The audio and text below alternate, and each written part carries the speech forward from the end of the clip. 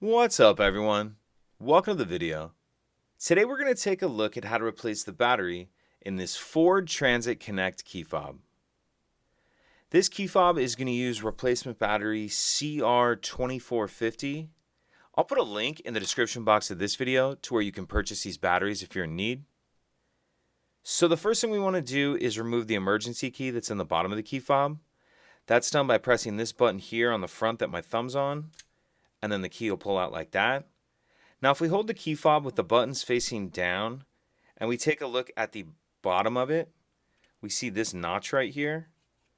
What I'm going to do is put the emergency key in the notch, make sure it's all the way pushed in there, and then I'm going to kind of just angle it up and push up on the back cover like that. Pull the back cover off, and now we see our battery right here. And now I'm going to grab this small screwdriver. If you don't have anything exactly like this, it just needs to be small enough to fit in this little notch right here.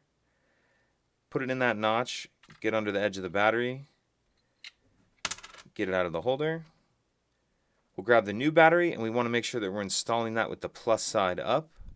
And we're going to start this outer edge in first, like that, and then snap it down into place.